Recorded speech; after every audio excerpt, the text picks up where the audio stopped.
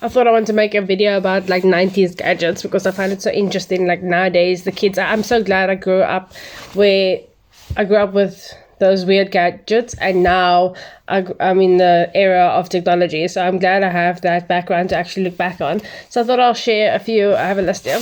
I just put it in front of me.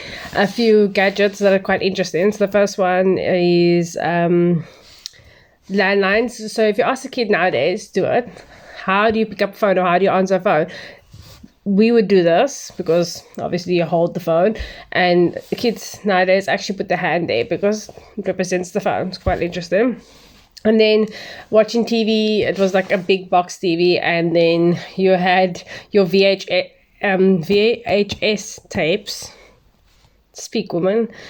And you needed to rewind. You can go, which was nice. It was nice going to the DVD store or the store to get your tapes for Friday, and you pick it out and you're so excited, and when you get home and you want to start watching it, you have to rewind it first. If you've had that experience, you know how frustrating it is. And then listening to music on CDs and cassette tapes. So basically what I used to love doing is listening to the radio, and they used to still have rock music on the radio, and you have your tape there and you have ready for the second that your song plays, and you quickly record. And nowadays kids can just use Spotify. And then you had your Walkmans that you put your CDs in, and then when you walk too much it will hop. But then you actually had to carry CDs with you, which is experience on its own. And then playing board games. Nowadays board games is awesome. I would love to have a group of friends for board games. I don't. You're still new to the country, still making friends.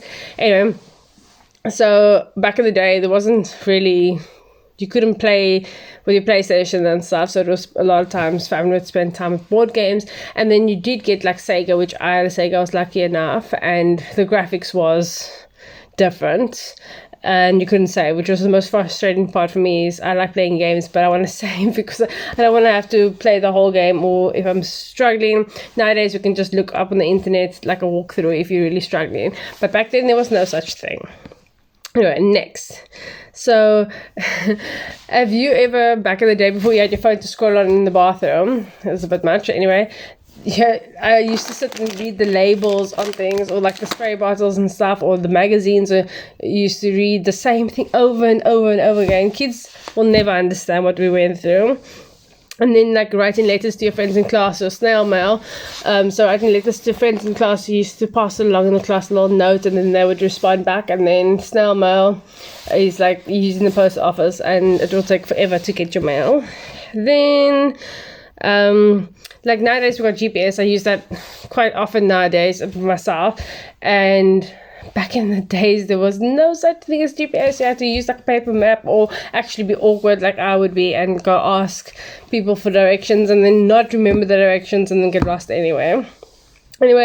Then like when you had a research project at school, you would have to use the encyclopedia.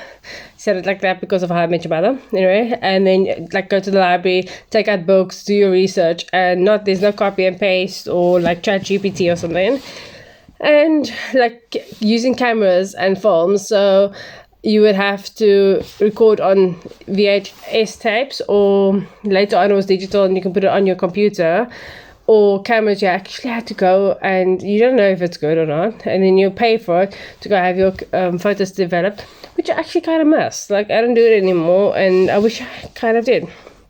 And then I think that is it. Like, is there any technology you remember that kids nowadays would struggle with?